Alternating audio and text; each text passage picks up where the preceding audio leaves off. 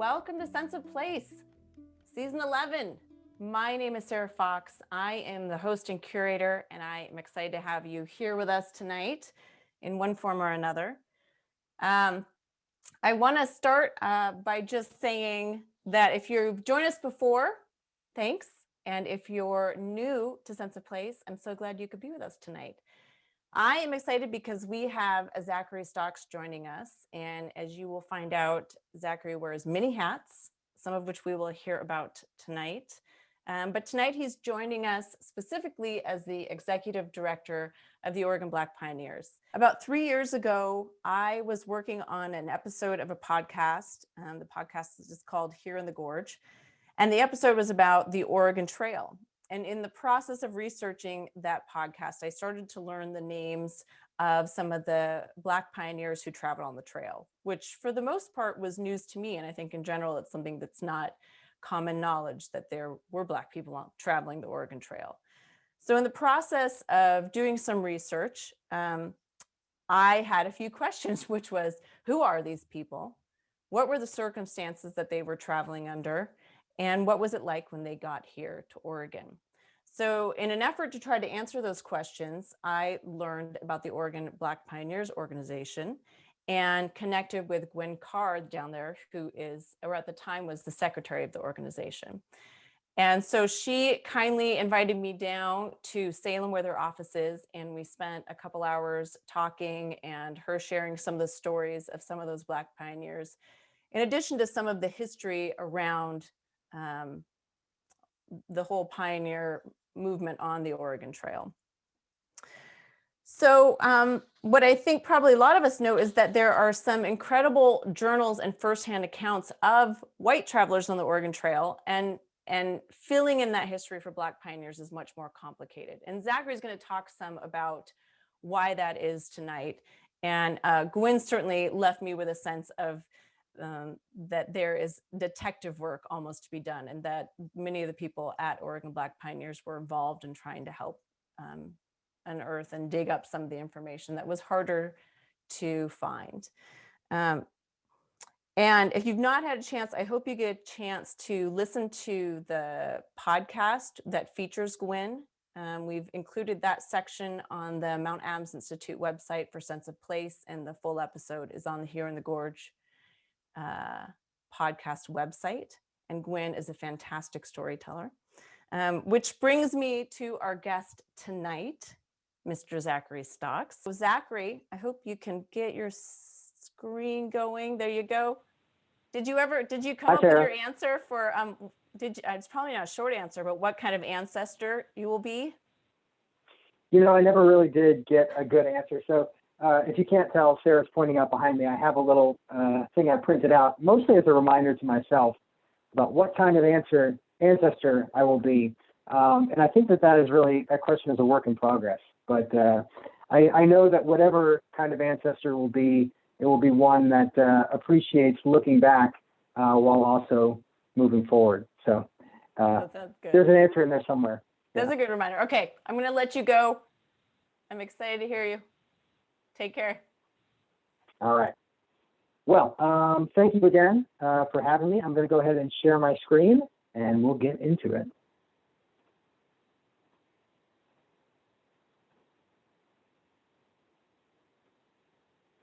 Okay. So hopefully everyone can see right now. Once again, my name is Zachary Stocks. I am the executive director of Oregon Black Pioneers. And the talk I'm going to be presenting for you all tonight is called Black Pioneers of the Oregon Trail and Wasco County. And just as a clarification, when I'm talking about Wasco County, I don't mean today's Wasco County in Oregon.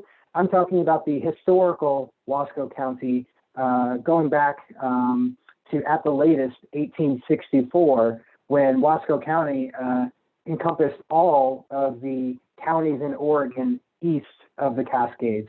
If you didn't know, Wasco County actually was once the largest county in American history. It stretched from all of Hood River County all the way to the borders of Montana and most of Idaho as well. But anyway, that's neither here nor there. Before I do anything else, I want to acknowledge some things.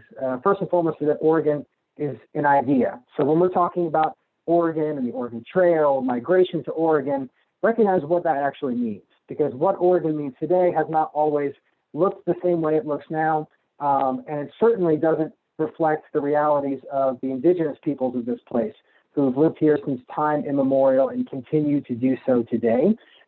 Because what we call Oregon today encompasses the ancestral homeland of many, many diverse peoples. I just want to be mindful of that when we talk about settlement and migrations and pioneers, that we do so understanding that Oregon was never a place that didn't have people already living in it. And that, of course, brought colonialism and white supremacy and attempted genocide. And that loss has been devastating for indigenous communities. But while African Americans and indigenous communities share a history of being the victims of white supremacy and also resisting white supremacy, our organization recognizes that early Blacks in the frontier in the West also perpetuated the displacement of Native peoples. And so we want to be mindful of that as well and recognize that there's always more work that we can do, and we have a responsibility to tell the truth about those kinds of things. So very briefly, what is Oregon Black Pioneers? If you haven't heard of it, it is Oregon's only African American historical society with a statewide mandate. We talk about the histories of Blacks in Oregon through the entire moments from the very first time a Black person set foot in the state until the present. And we encompass everything that once included Oregon. So British Columbia, Washington Territory, the far reaches in the Rocky Mountains, all of those things are within our purview. And we do that through our exhibitions, through public programs like this, historical research like what Gwen Carr was doing, that Sarah mentioned, and other different projects. And so if you believe in that work and you want to know more about what we do, please do visit OregonBlackPioneers.org. And if you want to support that work, we would love any donations you can make. We're a 501c3 nonprofit as well. So before I can talk about Blacks in Oregon and on the Oregon Trail, I have to talk a little bit about what is the Oregon Trail. Now, you'll see right away here that I'm sort of a slideshow maximalist.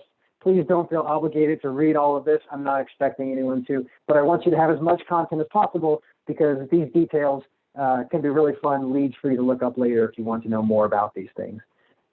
So very quickly, the Oregon Trail, after the Hudson Bay Company established Fort Vancouver in present-day Vancouver, Washington in 1826, their chief factor, John McLaughlin, moved in. He had specific orders not to help any Americans that wanted to settle here, because the British and Americans were still debating who was going to ultimately own what they called the Oregon Country. Technically, it's what we called the Oregon Country. They called it the Columbia District of the Hudson Bay Company.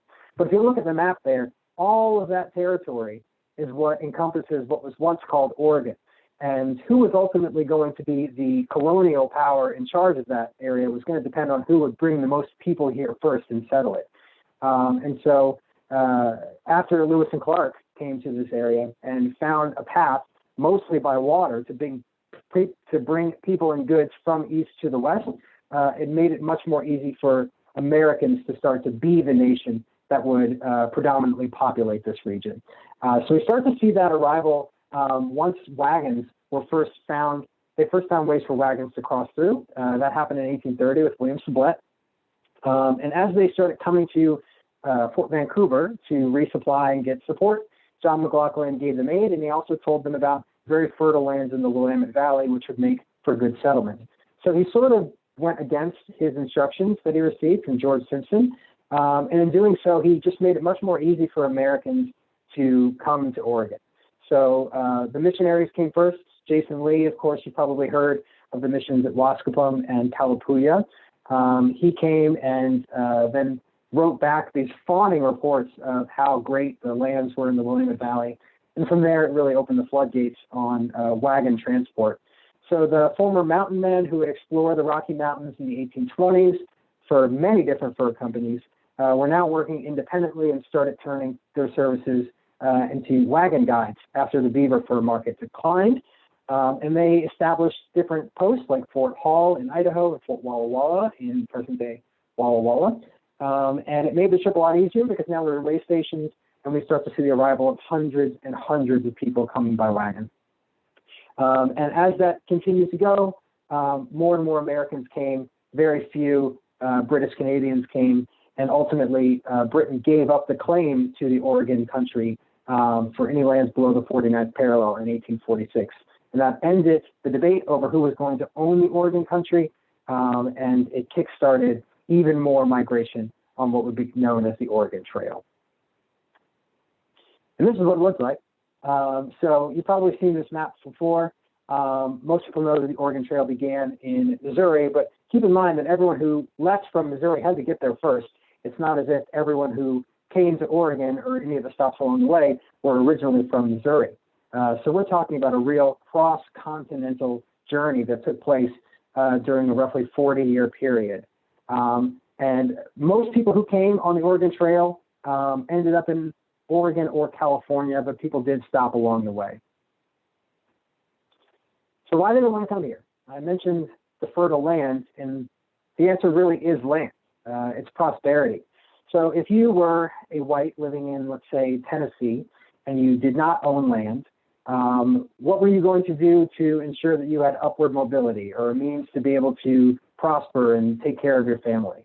Well, fortunately, Oregon had they had never owned it. They had taken possession of indigenous land and were now willing to give allotments of it to Americans for free because they wanted to encourage more settlement here, again, as a check on British land claims. And the same story goes for Black Americans, who, if they were free Blacks, wanted to have the opportunity to come and to acquire land, build a better life for themselves and their families. But Oregon did not offer those same legal and social and financial affordances to the Blacks that it did to the whites.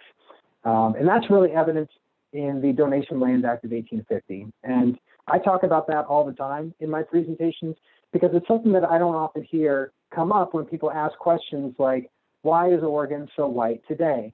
And to me, the number one reason for that is because Blacks were ineligible to file land claims under the Donation Land Act, whereas the United States gave away 320 acres to any white man willing to settle a land claim for 4 consecutive years, and then they would own it. So that was free land being given away. And if they were a married couple, they gave them 640 acres, which is 1 square mile of land. But because Blacks were ineligible to file a land claim under this, there was no financial incentive for the very few free Blacks living in the East to want to come to Oregon in the first place. Because when they got here, there wasn't going to be that guaranteed opportunity to really prosper the same way that white Oregonians had. So that is the number one reason why Oregon's Black population never grew proportionately with its white population. And I'm going to show you exactly what that looks like on some population statistics in just a bit. Just a note about these images. On the right there is a really cool image of Oregon City in the 1820s, I believe, painted by the famous Western artist John Mick Stanley. It's pretty cool. So who were the first Blacks to come across the continent? The first one we know about is York. York was the enslaved personal servant of William Clark. He was the 3rd generation enslaved person owned by the Clark family. His grandfather was William Clark's grandfather's personal servant, and his father was William Clark's father's personal servant. So by the time York and William Clark grew up together, we're talking about 3 generations of their families living side by side, having a power dynamic that has been unequal for 3 generations at this point. I take a lot of pride in York, and I follow his story very closely because I am a seasonal interpreter at Lewis and Clark National Historical Park here in Astoria. And York is also from Caroline County, Virginia. I have lived in Caroline County, Virginia, so his story really resonates with me.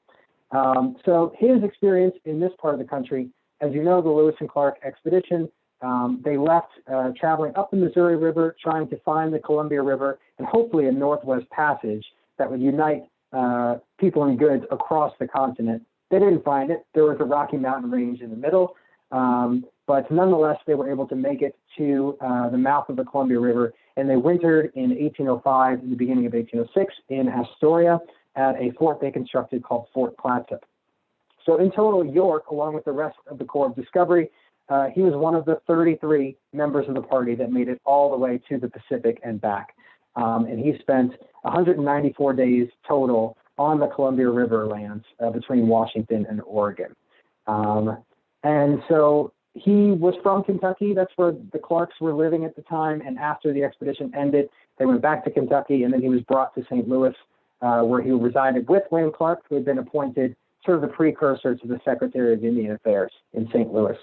And I have to just point out here, was William Clark a friendly slave owner? Because I hear this question a lot at Lewis and Clark. And the answer is no. I pulled out just a few of the quotes that occurred after the Lewis and Clark expedition, where Clark wrote about York to his family members.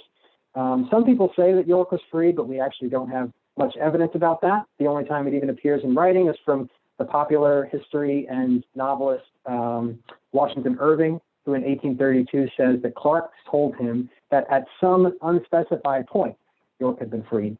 But if you look at those quotes there, you'll see that York, having taken part in this huge, important expedition on behalf of the United States, he clearly was unhappy having to revert back to his slave status, never having been compensated for his participation on what ultimately opened up the path for Western migration. And he had a wife in Kentucky that he didn't get to see. In fact, after he complained in May of 1809 that he didn't get to see her, she was sold to a plantation in Mississippi by Clark, probably in retaliation to his behavior, according to Clark. And that didn't seem to make their relationship any stronger, and ultimately Clark sent him to live with his relatives in Kentucky, where he may or may not have been free. Other Blacks prior to the Oregon Trail include folks like Winslow Anderson. I have an image here on the right of a book that just came out last year called Dangerous Subjects. It's by an author named Kenneth Coleman. It's a really cool story about Black exclusion laws, which we'll talk about. But Winslow Anderson is a central figure in that story. He was originally from Boston, and he took a steamship to California. But then from there, he traveled overland to Oregon by wagon. And that was very early for wagons coming from California to Oregon. Jesse Applegate had not yet blazed the Applegate Trail, so this would have been quite a dangerous and uncertain trip. But he ended up in French Prairie and then moved to Clackamas Plains. He married a Native woman and had children, and then moved to the Methodist mission at Wasco. And he stayed there for over a year. And prior to the Hudson Bay Company Dr. Forbes Barclay's arrival in 1840, Winslow Anderson acted as the physician there at Wasco. And it was also in this area that he met the tribal member Coxstock, and he hired Coxstock to clear land on his land claim that he filed in Oregon City. And so after he left Wasco, Anderson went to this land, and his payment that he had promised to Coxstock for doing this labor was a horse. But he later sold that horse to another Black sailor by the name of James Sauls. And Coxstock was obviously very upset by this. He stole the horse, and it led to a violent encounter in Oregon City later on when Coxstock was called to have account for that. That incident was known as the Coxstock Affair, and it's often cited as one of the main incidents that inspired the Black Exclusion Law. Some of the justification is that when Blacks and Natives start working together, bad things happen for white Oregonians. And that sort of rhetoric appears many times in the early writings of Oregon's territorial days. So now we're going to get into the actual Oregon Trail, the period when wagon trains were migrating across the continent. And as Sarah mentioned at the top, unfortunately, we don't have a lot of information about what the experiences of Blacks on the Oregon Trail actually looked like during their time on the trail. And so there's a few reasons why. First and foremost, there were far fewer Blacks who traveled on the Oregon Trail than there were whites. They represented about 3% of all the people that traveled on the Oregon Trail. And not all of them went to Oregon. Many of them, in fact, went to Colorado, and then some went to California. So we're not talking about a whole lot of Blacks who made their way to Oregon during this time. So first of all, there's just not a lot of, people to write about. But also the Blacks who were coming, while most of them were free, we actually know more about the ones that were enslaved because they appear in records written by family histories where they talk about who was driving the wagon or who was caring for the kids, right? But none of the experiences of these people that we know of have been recorded that we can get firsthand accounts of what their lives were like. So unfortunately, that's a gap in history. And it's up to us and historical organizations like us to try to fill in that gap by reading through some context clues, and doing our best to infer what we know about the experiences of blacks in Oregon after they arrived to get a sense of what their lives might have been like. So on the screen here are some blacks that we know about because they appear in the names of people that were brought in each of the wagon trains. So these names come from a variety of resources. And everyone that you see listed under a year is enslaved. Everyone listed as free black was free. Now, again, most of the blacks who came to Oregon of this time were free, but these are the only individuals that I know of who we know by name. And again, we see more accounts of the enslaved blacks than we do of the free blacks. So now I want to just tell you about a couple of these individuals because I'm not going to go through 55 enslaved and 12 free blacks that we know of. But I do want to call out a couple of them because their stories are really unique and they represent a lot of information that is telling about what early black exclusion looked like and also black residency in the Oregon Territory. So the first one I want to talk about is Rachel Belden Brooks. Rachel Belden, she was from Tennessee and she was born in 1829. She was living on the Belden plantation when she was purchased in 1840 for $1,000 by Daniel Delaney Sr. He was preparing for his move across the country to Oregon, and he had sold all of the land and slaves that he owned, but he still needed someone to care for his ill wife. She was an invalid. And so he purchased Rachel specifically for that purpose. So Rachel and the rest of the Delaneys, they traveled all the way from Tennessee to Missouri, and then they took part in an overland trip to Oregon in 1842 is when they left. I'm sorry, it would have been 1843 because that's when they arrived.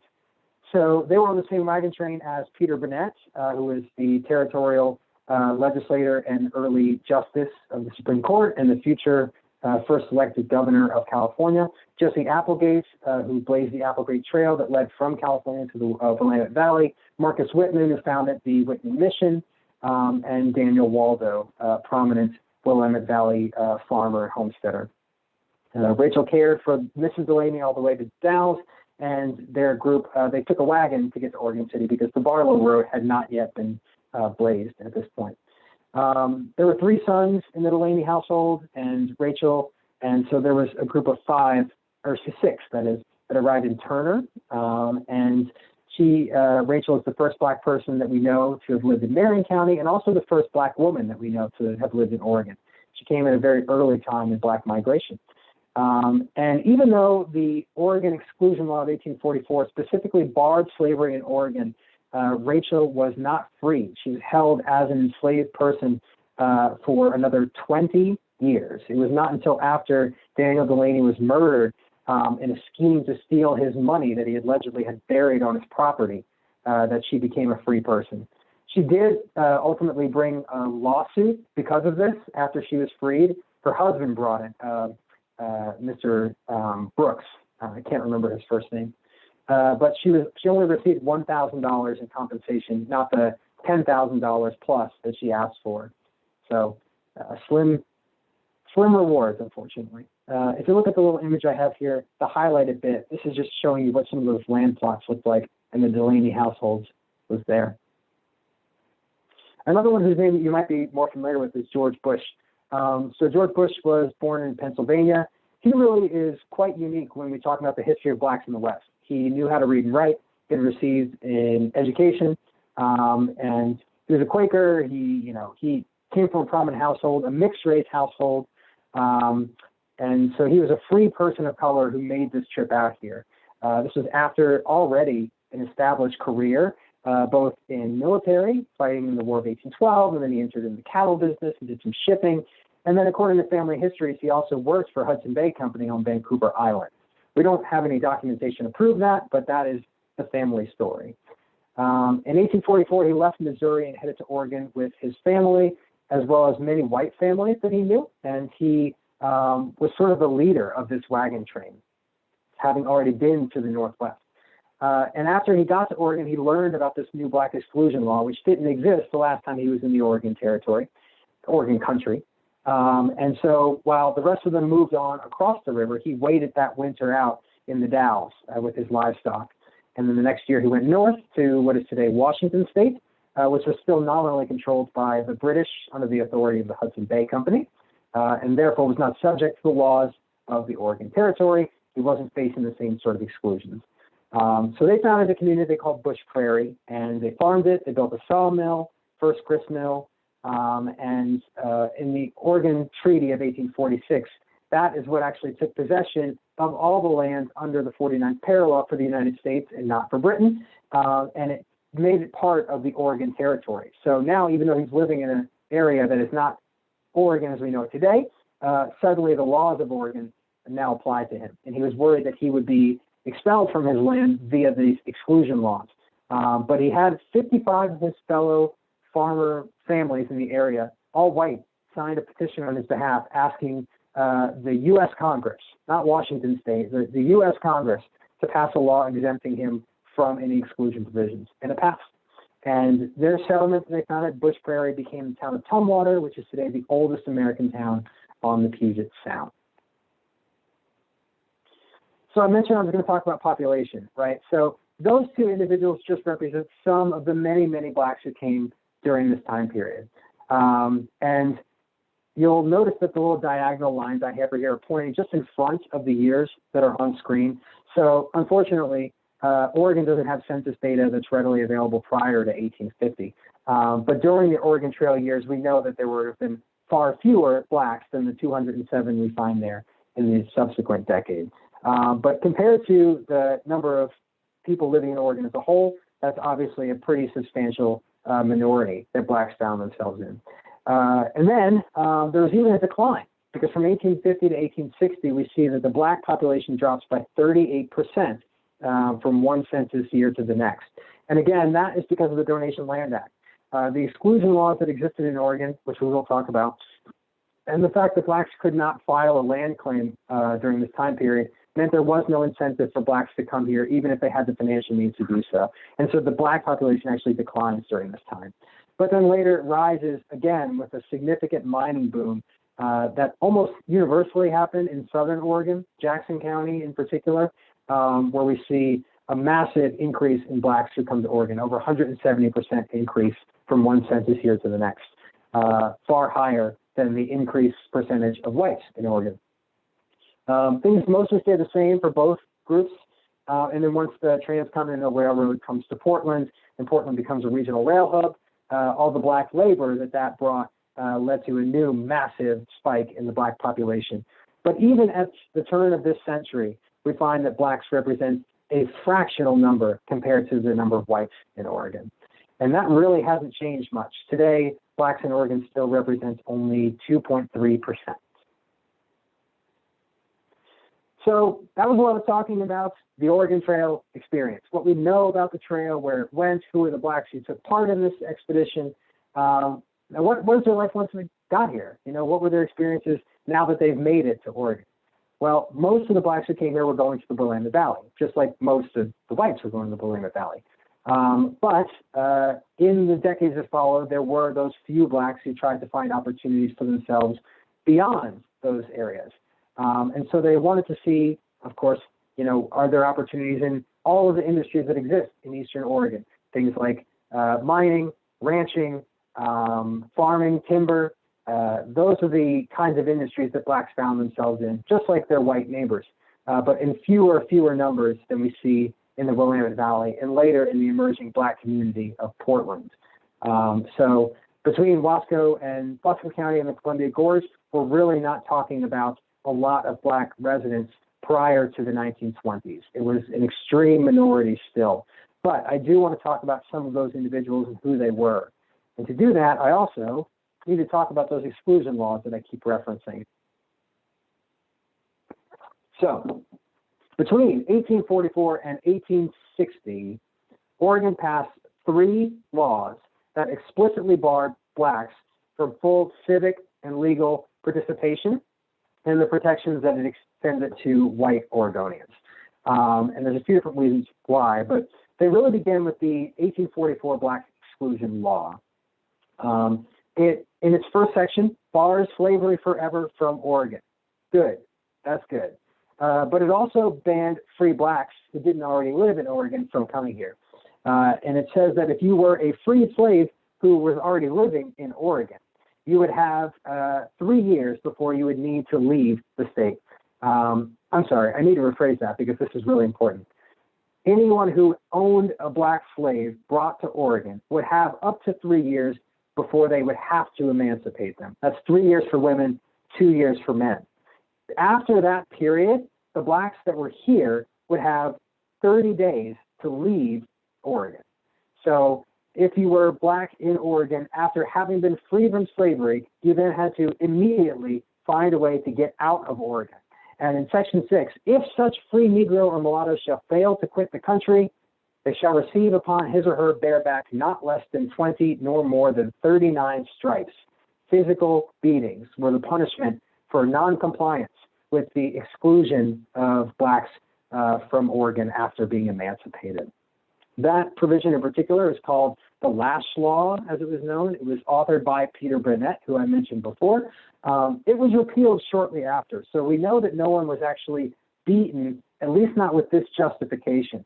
But that does not mean that blacks never received any sort of violence in Oregon. We have many examples of how they have.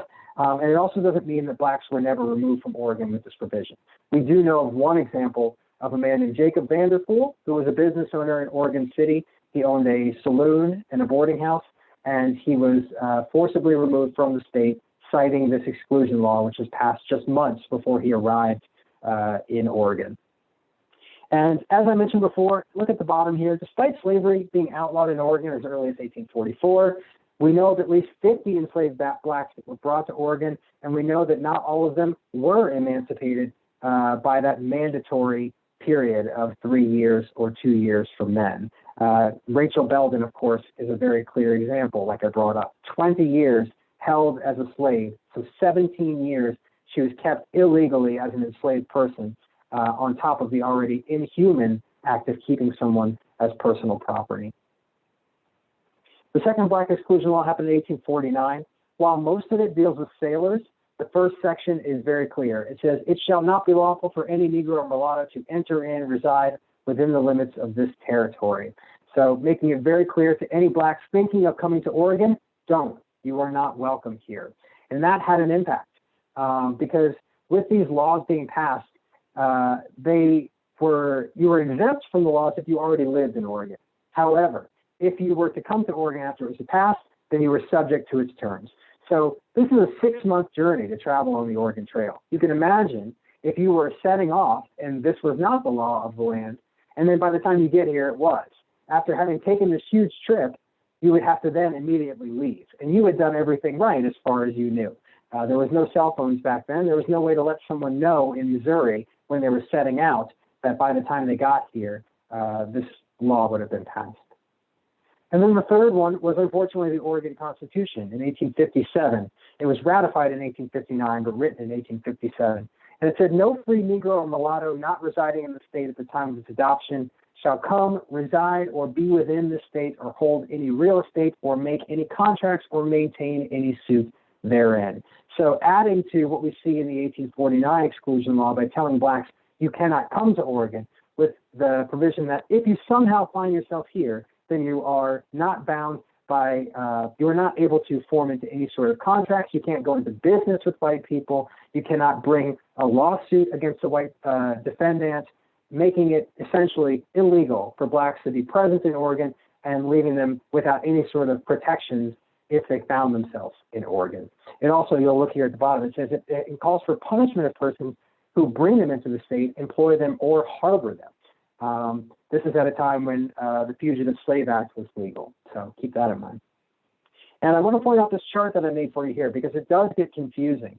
So every year marked in green is a year that it was legal for blacks to come to Oregon, whether or not they lived here before the passage. Because all of these laws that I brought up to you were either repealed or made moot by later federal legislation. But nonetheless, they were the law at least for certain amounts of time. So in 1844-45, you could not come to Oregon if you were black. That large block between 49 and 55, when the second black exclusion law was in effect. and then after the Oregon Constitution, until the U.S. 14th Amendment was ratified nationwide. That is the Equal Protection Under the Law clause.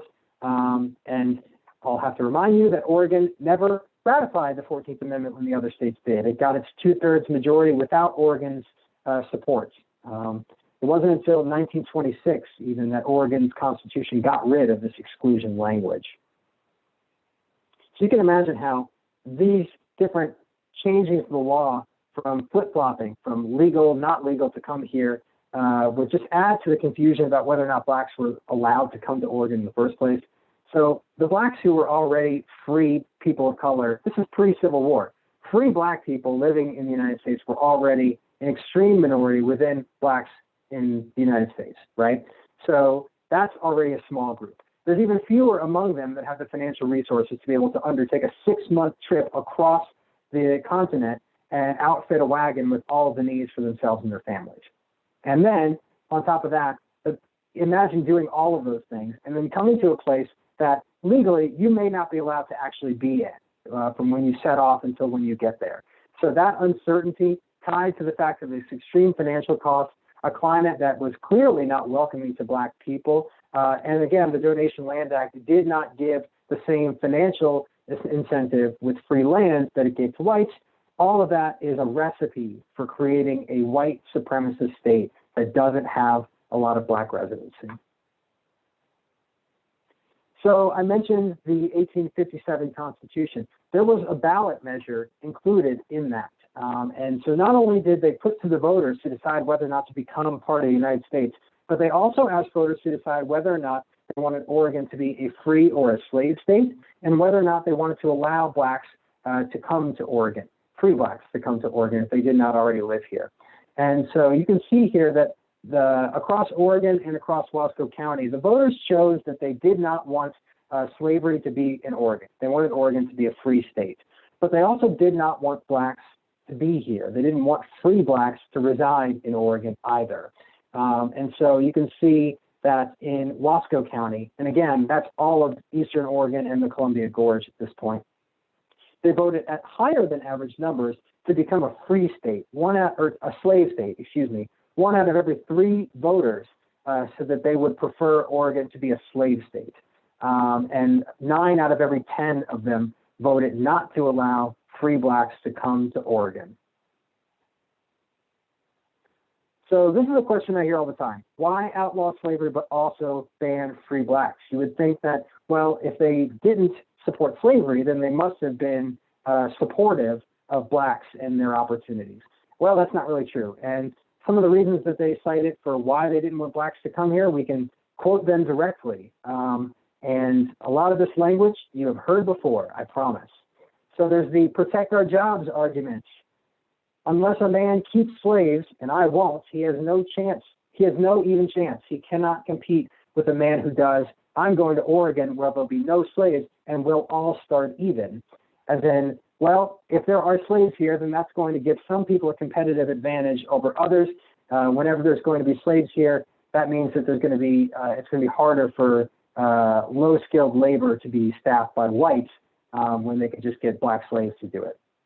There's the racial inferiority argument, of course. 1 free white man is worth more than 2 Negro slaves. Negroes are naturally lazy as slaves, and as slaves actuated by fear of the whip, are only interested in doing enough to avoid punishment. That comes from George Williams, the Justice of the Oregon Territory Supreme Court, the same year of the Oregon Constitution being drafted. There's the defend our communities argument. It would be highly dangerous to allow free Negroes and mulattoes to reside in the territory and to intermix with Indians, instilling in their minds feelings of hostility toward the white race. I pointed out the Coxstock affair, where it was believed that when blacks and natives got together, even as combatants in that incident, there was a chance for alliances against whites. So it's sort of like they have the presence of mind to recognize that they are not treating people of color the same and not with any sort of justice. But at the same time, the solution isn't to start to treat people fairly. The solution is to keep people of color out of Oregon at all costs. This also comes up later in James Sauls, the other figure who was in the Coxstock affair. He was accused of conspiring to create a riot with the Clackamas tribe. This sort of idea of blacks and natives teaming up comes up a lot. And then there's the preserve our heritage argument. The object of that exclusion law is to keep clear of the most troublesome class of population. We're in a new world under most favorable circumstances. We wish to avoid most of those evils that have so much afflicted the United States. That sounds a lot to me like they're not sending their best. That comes, of course, from Peter Burnett, the person I've mentioned a few times, Justice of the Oregon Court, and then the first elected governor of the new state of California. So in this area, in Wasco County, we also know about various incidents of racism that we can look into from the historical record. One example is a poll tax. So in 1862, a poll tax was passed statewide, and it was brought forth originally in the state legislature by a Wasco County state legislator named Orlando Humison, and it required that any Negro, Chinaman, Kanaka, that's a Hawaiian native, or mulatto residing within the limits of the state shall pay an annual poll tax of $5 for the use of the county where they reside. There's another thing here that I didn't include, which says that there will be a penalty of $1 added every month for non-payment, and that to pay it back, if someone didn't have the money to pay that poll tax, they would be put onto a chain gang and forced to do public works at a rate of repayment at a $0.50 a month. So we're talking about penal slavery here for those who didn't pay an arbitrary poll tax that was only something that was extended to non-whites in Oregon. This image I have here on the right is an example of what those poll tax registers look like. Interestingly, this one is from the sheriff keeping a ledger of returns of the $5 poll tax. We don't actually know why this poll tax was returned, but nonetheless, it gives us a really good sense of how many blacks were living in Wasco County between the census years. So this one includes 28 blacks and 42 Chinese. Their names are jotted down here in this register. And there's a couple more pages of it too. This is a really great find. I got this from the Hood River History Museum. So if anyone is coming from that institution, thank you very much for sharing this. This is really cool. And then we have what we have to do as historians to try and figure out, so who are the individuals who lived here at a time when there were so few blacks in this part of Oregon? And we do that by looking through county records, through census records, through vital statistics, cemetery records, any documents that we can get our hands on that list who was a Negro, who was colored. That's really the only clues that we have about who the few blacks that lived in this part of Oregon were. And sometimes we get more names than we get stories, and we have to sort of make inferences. So one example is Thomas DeWitt. We know that he lived in the Dalles, and he shows up there in the Oregon 1860 census. Just afterwards, we see him again in 1870 living in Salem. He was from New York, and he was listed as a barber. We really don't know anything else more about Thomas DeWitt than that. The image I have here on the right is not of Thomas DeWitt. Those are of the Bogle family, and they lived in Walla Walla. They originally lived in the Willamette Valley, but then moved to Walla Walla.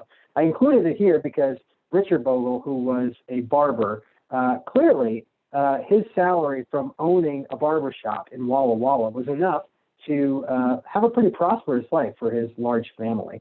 So being a barber, if we see that in the census, it might be easy to think, oh, well, that's a subservient position on par with, a boot black or a wagon driver.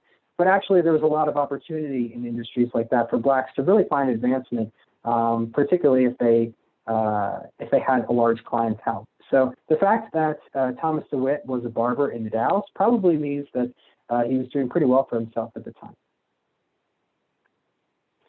So folks that we do know for sure some stories about. So Columbus Sewell, I have him mentioned here in the Dalles. He actually lived in Canyon City, but he spent a lot of his time in the Dalles because he operated a wagon cart that went between the two on the famous the Dalles to Canyon City Road. So he was originally from Washington, D.C., born in 1823, and he fought in the Black Hawk War under Winfield Scott, and then he moved to Richmond, where he married his wife, Louisa, and Columbus and Louisa Sewell then headed west during the gold rush years. The first time we see them in the census anywhere is in Weaverville, far northern California. And so later on, in 1862 is when there was the big gold strike in Canyon Creek, and a boomtown arose, which became known as Canyon City, right next to John Day, Oregon today. And a lot of Californians then left to go and try their hands during this gold rush, and we know that Columbus Sewell was one of them. And so he established his gold claim and built a home in town, but soon recognized that there's actually more money to be made in transporting goods. So he operated a freight business on this line and was quite successful at it. He became highly successful, was very well known, and he famously rescued stranded travelers in the snow who were heading south from the Dalles in 1884. There is also in eastern Oregon, I think near Moro, there is a creek that was it was used. They had a racial slur to refer to this creek, and then it became Negro Creek. A lot of people have wondered who was the namesake of that, and there's a lot of evidence to suggest that it might have been Columbus Sewell. They also were pretty prominent in town in Canyon City. Louisa, apparently from the newspaper records, made homemade ice cream and loved to host people in her front yard to play croquet.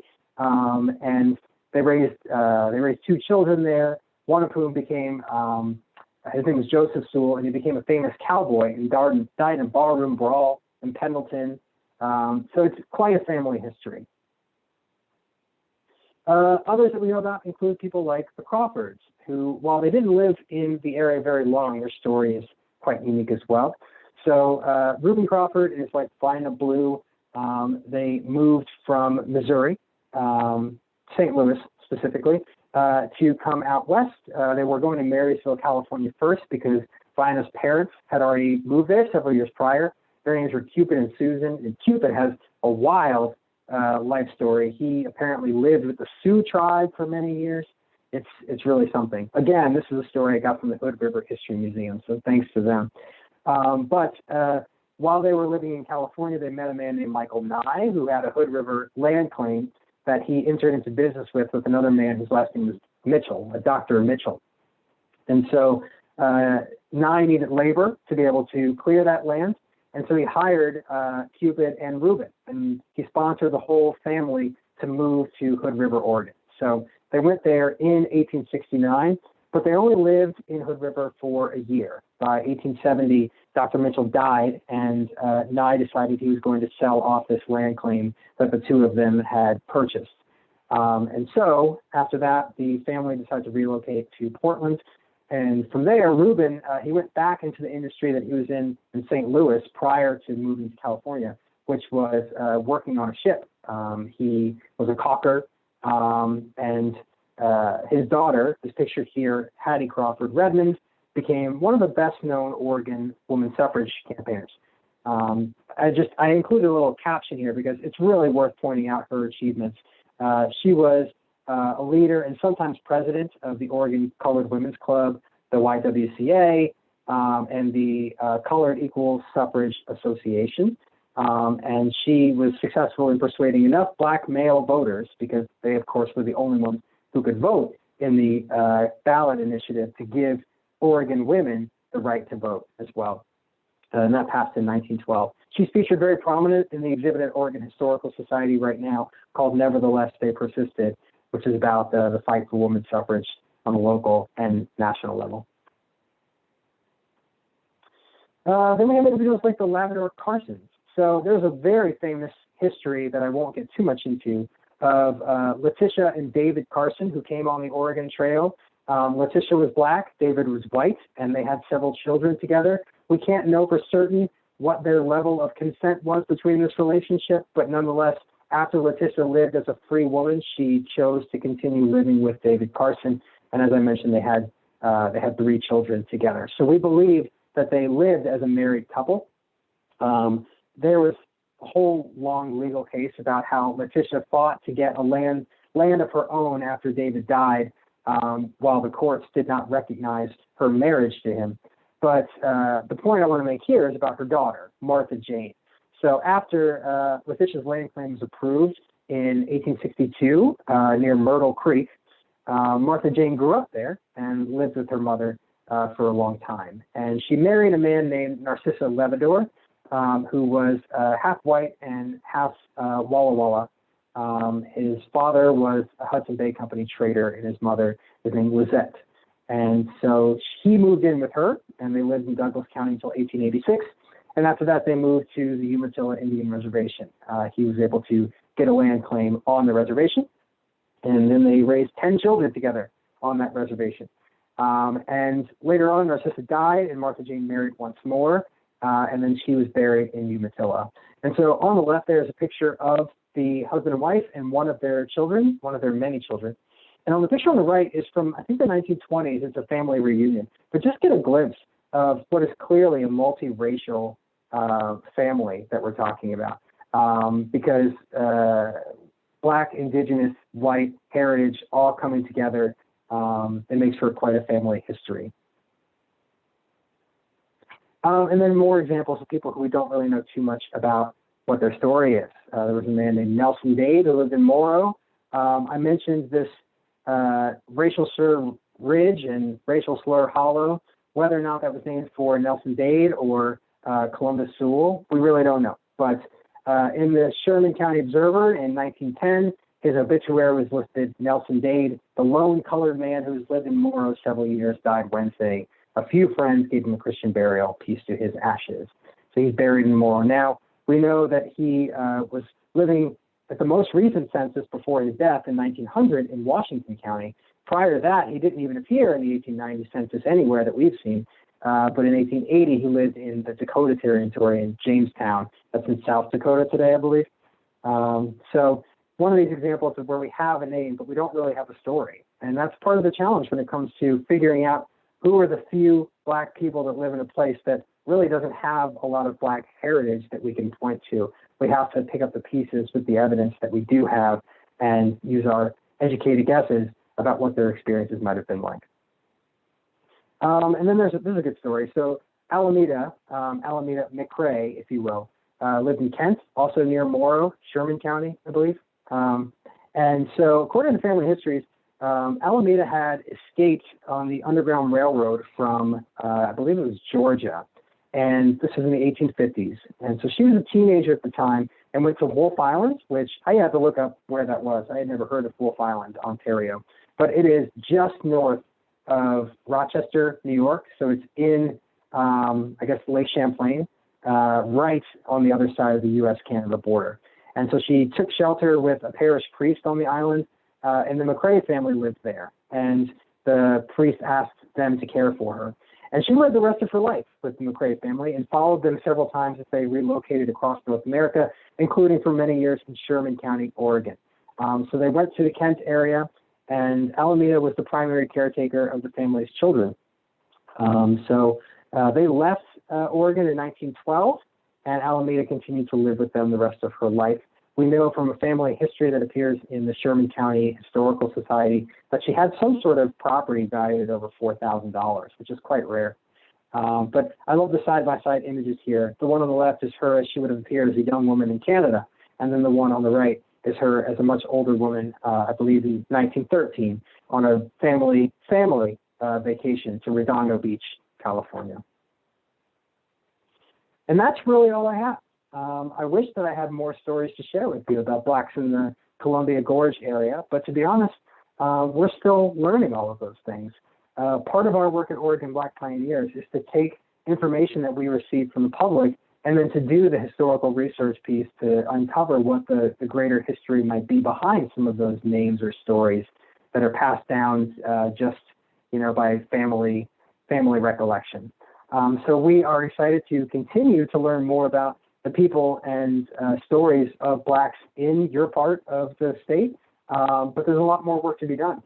So I hope that this little glimpse into the lives of the Blacks that we do know of in the area has been illuminating, and I also hope that you have some greater context now for why Blacks in Oregon have always been an extreme racial minority, and a bit about the Oregon Trail, what brought people here, and a bit about the lives of the Blacks that took part in it. So I'm going to stop sharing my screen, and I am really looking forward to your questions. Thanks. Thank you so much, Zachary. If I could get everyone to have the enthusiasm about history that you do, I think we would all be in better shape. So thank you. And thanks to everyone who's here willing to spend the time to learn more than just what a tweet or a Facebook page or a 5-minute news show will tell you. So that's really important. We've got questions. So again, folks, if you have questions, put them in the Q&A and we will do our best to get to them. So I'm just going to start going down the list. First of all, Zachary, someone wanted to know why there were so many women on the Oregon Trail. They seemed to outnumber the men. I have some ideas, but I wonder, what do you think? Black woman, that is. Well, that's not clarified, so go ahead and do either, I would say. Well, I want to answer it as if that was the question, because I think I can speak to that. And that is that most of the Black women who were brought to Oregon on the Oregon Trail, whether or not they were free or enslaved, they came as domestic servants. So they were typically responsible for taking care of children and the elderly, and were their primary caretakers. Keep in mind, I think I heard an amazing statistic, like 1 out of every 3 women that came to Oregon on the Oregon Trail was pregnant. There's a lot of kids on the Oregon Trail. So those kids need nursing. They needed women who knew how to deliver babies. And those are the roles that Black women often found themselves in during American slavery and even after emancipation. So that's not that surprising. The main industry where we see, the main laborers that we see Black Oregonians, Black male Oregonians coming here would have been as wagon drivers, the people actually driving the wagons, because most people, of course, walked, but caring for the livestock or driving the wagons was the responsibility that most often we find Black men were doing. They were called teamsters or ostlers. Someone was asking what's going on around getting some of this information into local education curriculums. It's a work in progress. So we get this question a lot, and I would love there to be standards for education about Oregon's Black pioneers built into our public school curriculum. But I think it's just going to take more time on our part to be able to build out our organization. You know, I mentioned that we're a small nonprofit. I'm actually the first staff person Oregon Black Pioneers has ever had, and I've only been on the job 6 months. We've been around almost 30 years, and it's been volunteer run up until then. So, you know, for us, it's really a matter of capacity. But there is great enthusiasm, and we're excited to be able to begin the work of developing classroom curriculum materials with regional partners. I had a wonderful conversation just yesterday with the folks at the High Desert Museum talking about opportunities for us to potentially develop some classroom materials together. So it'll come in the next 2 years for sure. Awesome. Can you talk a little bit more about the Comstock incident and then how the specifics of how that had impact on exclusion laws and beliefs? Yes. So as briefly as I can, Winslow Anderson, he met this Wasco tribal member named Comstock while he was living at Wascopum. And he got his land claim in Oregon City, and he was going to settle it, and he needed someone to help clear this land. And so he hired Comstock to do that work. As a matter of fact, while Anderson had even sold that land to James Sauls years later, Comstock was continuing to work on that land and had met James Sauls already.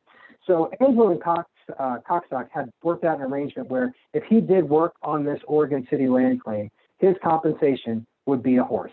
But when Anderson sold his land to James Sauls, he also sold that horse. Comstock, he took offense to that. He came all the way back from the Wishram area. He came all the way back to Oregon City, to where James Sauls was now living, and he stole the horse. And then he sent threatening messages for the next several weeks, saying about how dare you do this? You know, you tried to steal this from me. So James Sauls reported it to the sheriff, who was Elijah White. And Elijah White, or not the sheriff, the Indian agent. And so Elijah White then sent a message to Comstock all the way down the gorge to say, we need you to come to Oregon City and answer for the theft of this horse and for these threatening messages you send. And when Comstock arrived with, I think, 3 other tribal members with him, people thought, here comes a raiding party coming to attack us, white people, right? And so they freaked out, and Comstock apparently Apparently he swung at someone, and then gunshots started being fired. Winslow Anderson actually ended up killing Comstock. And in the melee that sort of followed, one of the other tribal members died, and 2 whites in the area died, I think, as bystanders. So it was a violent incident. And so whether or not that occurrence inspired the Black Exclusion Law is something that people are still trying to figure out. But the timing is really interesting. It was just weeks later that the 1844 Exclusion Law was passed. And they were clear to exempt any blacks already living in Oregon from being sent out of the state. But nonetheless, they did send away James Sauls from the Willamette Valley, and he relocated to Clatsop Plains on the Oregon coast. So they banished him from the Willamette Valley. Again, I mentioned they believed he also was trying to conspire with the Clackamas tribe and some sort of like a vengeance plot. So a lot of these things are speculative. A lot of them are based on, what is the word I'm looking for? Paranoia. But the timing tells us a lot about how people thought about what happens when the very few visible people of color living in Oregon, when they are not when they're not upholding the standards of society that had been set by the white people that had settled here, then it was very clear to make them targets for exclusion. So when you look at this, and we've got Oregon, Washington, California, was it just a perfect storm that set Oregon up to be a free state and also have Black exclusion laws? Why did similar things not go on in California and Washington? So it could have happened in California, especially because Peter Burnett, after he left Oregon, he left in 1849 to go try his hand at gold, just like everybody else. And once he got there, he became their first elected governor. If you're familiar with California's history, you'll know that right after the gold rush, California became a state pretty much immediately. I think it became a state in 1850 after the 1849 gold rush. So the U.S. wanted to take advantage of all the financial resources in this emerging state, right? And so Peter Burnett would have brought with him all of those same racial biases that he had put into law in Oregon. And as a matter of fact, I want to say I don't have the exact year. It's hard to quote me on this one. I think it was 1857. But in 1857, let's say, there was a proposal in the California state legislature to put a similar law on the books that would prevent any new blacks from coming to California if they didn't already live there, and also require black citizens to have to carry identification cards with them at all times. So a number of black citizens said, we're not going to stand for this. This makes us targets, and we can't do this. And so they organized a mass exodus to Canada. They were encouraged to come to Canada by the person who actually replaced John McLaughlin, the so-called father of Oregon, at Fort Vancouver, the Hudson Bay Company. His name is James Douglas, and he later became the first governor of British Columbia. And his mother was born in Suriname or Guyana, one of those countries in South America, and she was black. So James Douglas, this British Canadian fur trading Hudson Bay Company employee, was actually of African descent. And so him living in Canada heard about what was happening to the blacks in California and said, if you can come here, I can find, places for you to live, and you can live in our society without this same fear of persecution. And so over 400 black men organized this exodus with their families. The women and children got on steamships and left from San Francisco to Victoria, Canada. And the men drove cattle all the way up through Oregon and Washington and relocated there. And that's why a lot of places like Vancouver Islands, the Salt Spring Islands, many of their earliest residents were black because they came from California. So there was a history of black exclusion beyond just the Pacific Northwest. It's just that never in the same numbers and never codified into law, because that California one didn't actually pass. But nonetheless, the blacks that lived there weren't going to take the chance. Have there been any examples of, someone's asking, any examples of acknowledgement of this history in present day from the Oregon legislature? Oh, gosh, that's a good question. I don't know. I would say that none of this is a mystery. I mean, I don't know these things because, I'm an old scribe and I hang out in the catacombs. No, I know this because I've read readily available books and I've read our state documents. It was in the Constitution, So this really isn't very mysterious information, but whether or not there's been any sort of efforts to make amends to it, I certainly haven't heard anything about that. Okay. Washington State has done a little bit of that.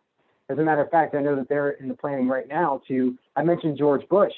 Mm-hmm. So when he settled in Tumwater, he brought with him seeds from Missouri. And one of the seeds that he planted was on a tree. And that tree was later relocated from Tumwater to Olympia, and it's on the Capitol grounds. And they have plans right now to put a plaque up there, and it's the memorial tree to honor the life of George Bush, the first black settler in Puget Sound. Someone wants to know, what has been the most surprising thing you found in your research on this topic?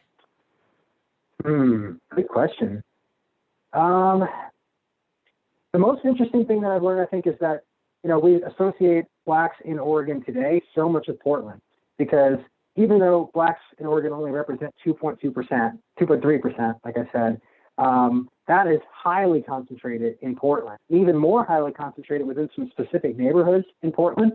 But prior to the railroad's arrival in the 1880s, if there was any place that you might call like the heart of Black Oregon, it would actually be Jackson County, Jacksonville, Southern Oregon. Mining was a huge deal, and it brought a lot of blacks to that area in particular. Klamath Falls, back then they called it Linkville, Medford. Southern Oregon was really where, was the landing place for a lot of early blacks in the 19th century. And that is not the case today. And I feel like that's a heritage that has largely been forgotten. But for a time, our state's demographics would look quite different if all of Oregon had the same influx of black Oregonians the same way that Southern Oregon did.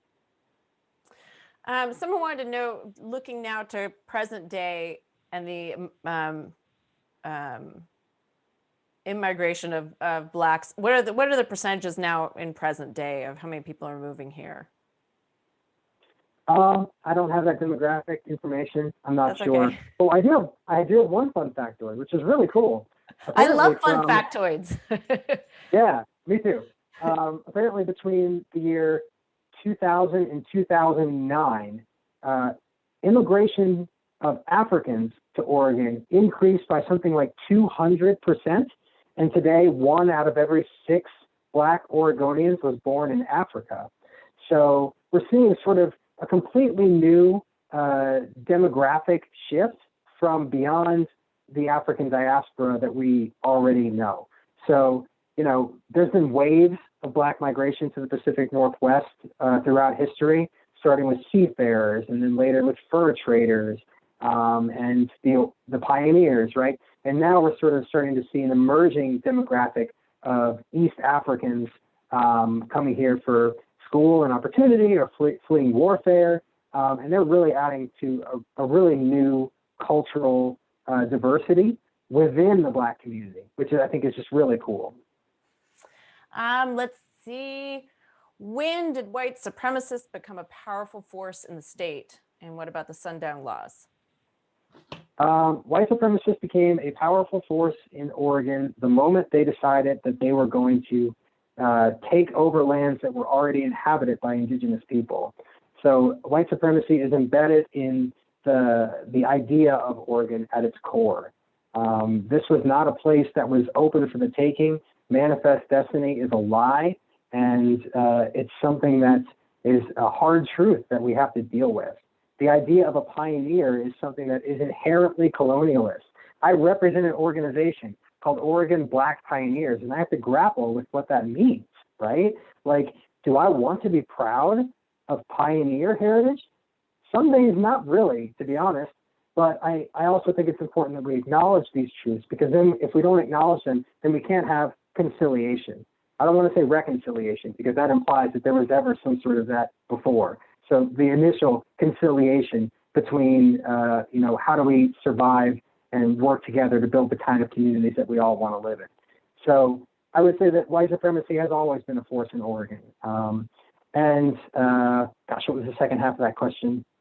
Oh, sundown laws. Sundown laws. Yes. So most examples that we have of known sundown laws come from Southern Oregon. There's some really prominent examples like Medford, Klamath Falls, Tillamook also has a pretty nasty history of sundown laws.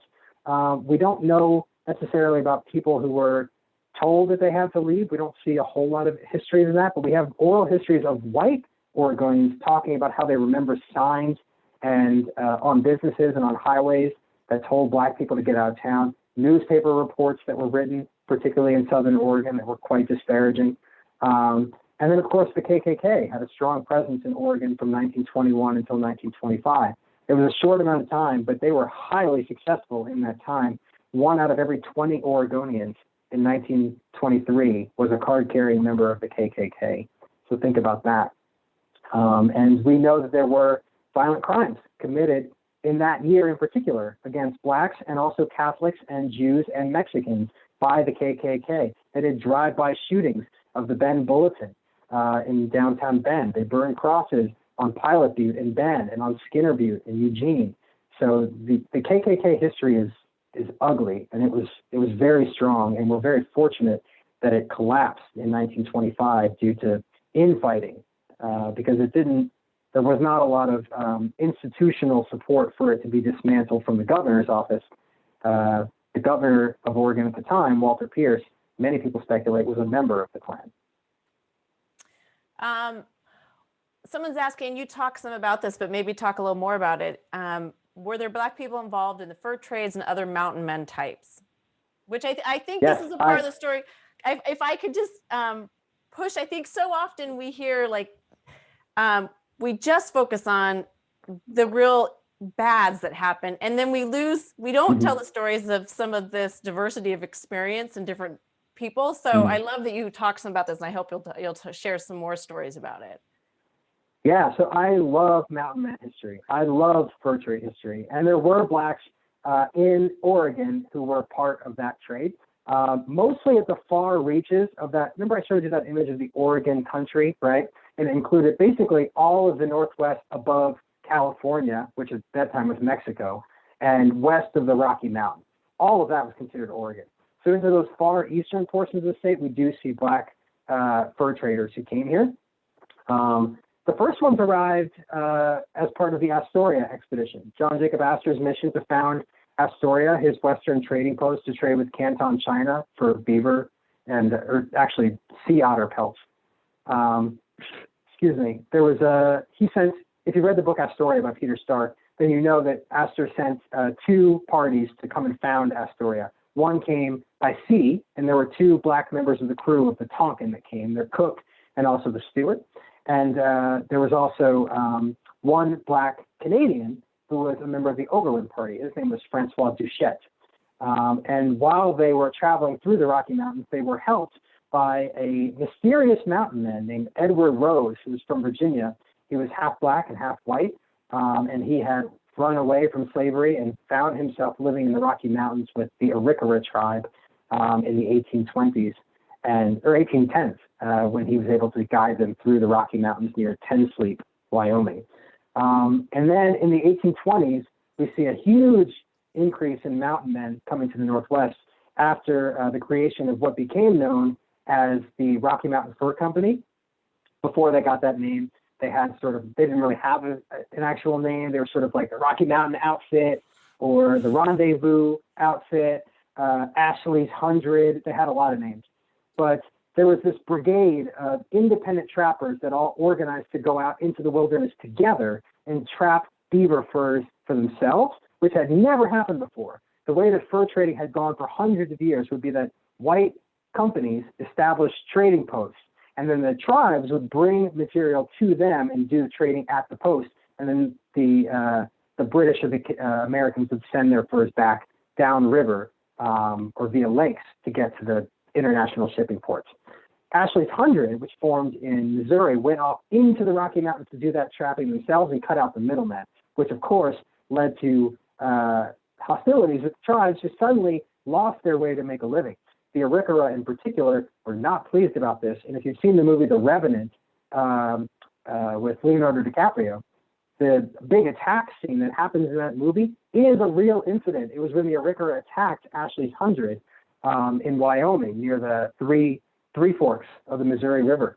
So that was a real incident.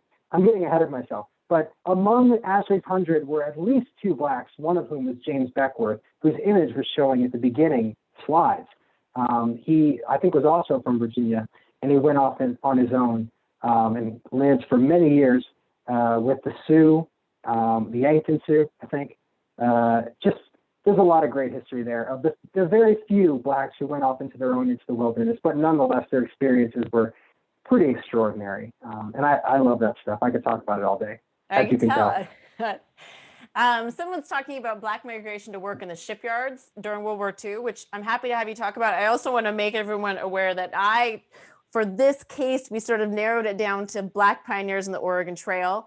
If I can have Zachary or someone back in the future to talk about some of these different topics, I will for sure. But I know that it's not his fault they didn't get talked about. It's ours because we have a specific topic. But if you want to talk shipyards for a second, please do. I'll just do it briefly. I'm sure you all have probably heard at this point of Vanport, which was in 1943 was actually Oregon's second largest city. It was a wartime public housing project that was created specifically to house all of the industrial laborers for the 3 shipyards built by the Kaiser Shipbuilding Company. They had 3 different shipbuilding terminals between Vancouver, Washington, and Portland, Oregon, which is where Vanport gets its name. And at its height, it had 40,000 residents, and 6,000 of them were black. And that's triple the number of blacks that lived in Portland at that exact same time. So Vanport was the blackest city in Oregon by a wide margin. And so it was meant to be a temporary city, but after the war ended, it was not dismantled. So people continued to live there. The population had dropped to around 20,000, but nonetheless, it still had over a disproportionately high number of blacks living there. But then there was a devastating flood of the Columbia and Willamette rivers in 1948, and it washed out the entirety of Vanport and left everyone homeless. And so most people left Oregon for good, but those that stayed relocated in Portland. But because of segregation in Portland, most of those blacks found themselves living in already overcrowded neighborhoods, and it led to a lot of urban tensions that moved right into the civil rights movement. It's a big story.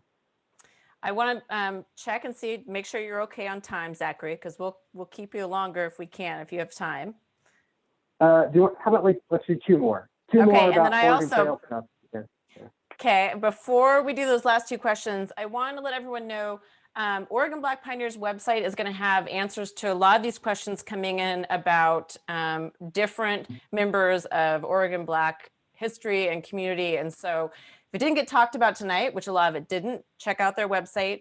We also, in talking with Zachary ahead of time, came up with some resources that are some online resources and OPB documentary. Like I said, there's part of the podcast that features Gwen Carr from Oregon Black Pioneers. All of those are on the Sense of Place website as well. So there are sources out there, and I hope you take a moment to go look at those and learn a little more, and then spread the word so that we have a more full picture of Black history in Oregon around this.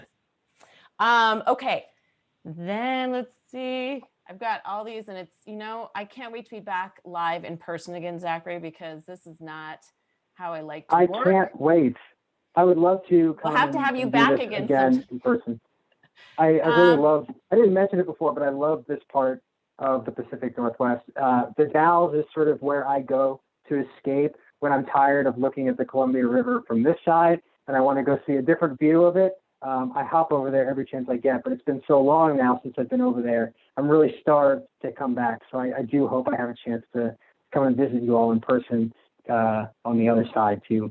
We'll be ready. And I should mention, Zachary is in Astoria. So that is why you're hopping those. Okay, let's see. How significantly, in your view, does the exclusionary past inhibit the sense of belonging that this is going to be hard because I think you can really only answer for yourself. Mhm. The sense of belonging Black people feel, maybe in rural Oregon today. I know when I was talking with Gwen, she said when she moved here in 1980 from California that her friends, her quote that they said was like, "Oh, you Yeah. don't want to go there. They don't want you there. There's no Blacks there." And that was 1980. Right. Well, like you said, I can only really speak for myself. And I can tell you that I don't think that most people have Oregon's 1840s through 1857 exclusion laws in mind when they think about whether or not this is going to be a welcoming place for them today. But I think the consequences of the fact that those laws in particular have limited Black migration for over a century, that creates a climate that doesn't feel very receptive for, for a very comfortable social interactions with people, right? And that's not to say that Black people can't get along with non-Black people, but when you find your place that's overwhelmingly white and you're without not just the people who look like you, but also the kinds of social institutions that you're used to going to, churches that feel familiar, places where you can get your hair done. Like, I've got dreadlocks for a reason because I can't find a barbershop in Oregon. It's tough. You have to think about those sorts of things and say, how much is the lack of diversity going to interfere with my daily life? Is there going to be one thing a day that's going to make me think, damn, I can't really do the things that I wanted to do today because of X, Y, and Z? If the answer is yes, even once a day, then it's hard for you to say, this is definitely the right place for me to spend the rest of my life, right? And I think that those are the sorts of conversations that Blacks in Oregon have had to navigate for a long time. Before I moved here in, what year did I move to Oregon? It was 2016. I lived in Washington prior to that, but I'm from Virginia, and I had never been west of Ohio until I graduated college. And if you'd have told me I was living in Oregon when I graduated college, I don't know what I would have said. I don't think I ever thought about Oregon. I knew where it was. I could point it out on the map, but I knew nothing about its history, about its culture. It didn't feel like a place that would have been at the top of mind because I don't have any personal connections to it. And I think those are the sorts of things we have to think about because people stay close to the people that they know, right? Their friends, their family. If you don't have friends and family here, then there's not a lot of incentive for you to want to come here. And that's the same thing we've been talking about going all the way back to the 1840s, right?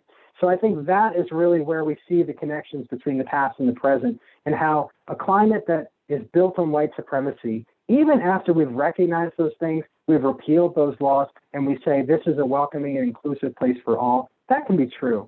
But the fact that there's a legacy there that has prevented Blacks from coming to Oregon for such a long time makes it less likely that people would want to come here, even knowing that they might be welcomed and that it would be a place that they could really prosper, because you have to have those personal connections to make it really worthwhile. I'm really grateful to be here now. I love Oregon very much. And I've tried to be an evangelist for it, for all the people that I know back home. But still, I don't have any family here. And all the friends that I have here are friends that I've made since I got here. And that was hard. And not everyone can make that same decision. Do you mind sharing a little bit about what got you interested in history and learning about it in the way that you have? Because I think that's important, particularly now as we narrow down how we learn about history, and we're looking more for sound bites and nice, easy stories. Mm-hmm. And you very clearly have not gone that route. Like, what do I teach my kids? Do they sound as excited about history as you do? So I am a huge advocate for experiential learning. And this is sort of what you're talking about at the top. And I actually think this is a perfect closing one, right? Please go to your local history museums, and please go to your living history museums. Those are really special places that they've built environments that can sort of transport you physically into the past so that you just aren't looking at more, picture plus caption. Those things are great at Black History Month, but year round, you want to be able to engage with history that feels so personal, and you can ask questions of interpreters directly. And that's the work that I do in costume interpretation through living history. And it's really meaningful to me because those are the kinds of experiences that I had when I was really young. So in Virginia, there's a lot of living history museums, And I went to Colonial Williamsburg with my dad when I was probably 6 or 7 years old. And there's, the beautiful manicured yards. There's the cobblestones, they're brick streets, and all the buildings, people in the period costumes. That was great. But there was only one part of Colonial Williamsburg back then where you could actually go and participate in the process of doing history, right? Everything else was very visual in nature. It was very transactional. You come, you watch other people do things at the blacksmith, at the gunsmith.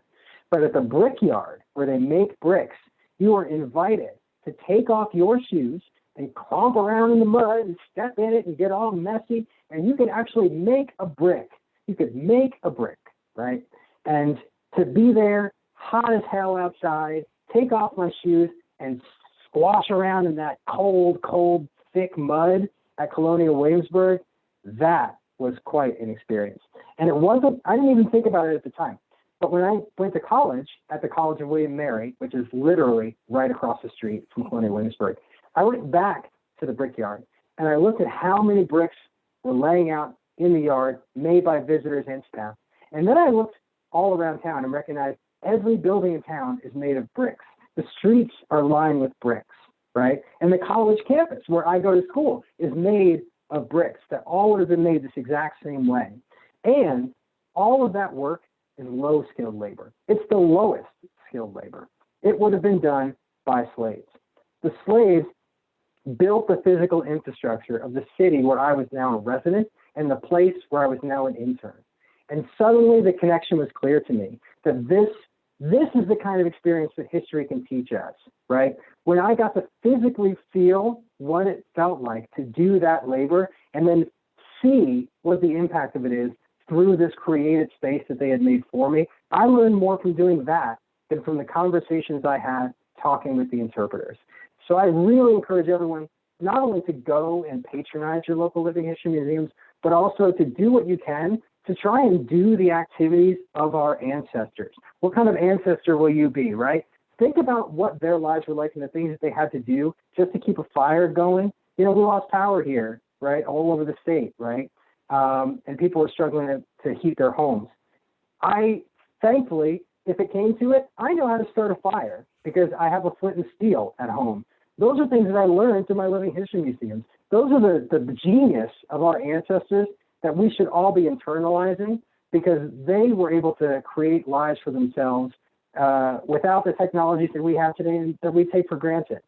So it's a really special experience that you can have through your history institution. And as soon as you make that connection for yourself and whatever it is, and you can touch something and you can do something, you can make something, then the history is much more than just turning the page in a history book. Well, from someone who was told that history was just turning the page in history books, I want to thank you for making it way more exciting and getting me excited and helping, I hope, a lot of other people be ready to pay more attention and learn more. And maybe some of us will see you either out here or sometime in Fort Clatsop in costume. Yeah, right? In costume. Come and see me. I'll be out there this summer. Mostly doing field trips for kids, but you might see me around. Okay. Thank you so much. And everybody, I wanted to thank Zachary and also let you know that we have put the request for proposals online. So if you like people like Zachary taking the time to come share with us what they know, go look at the RFP, send it to other people who you think we should hear from. We are looking for speakers for season 12, and we hope to hear from you. And thank you so much again, Zachary. I wish you well, and hopefully we'll see you Sarah. sometime in the future. Thank you, everyone. Thanks, everyone. Take care.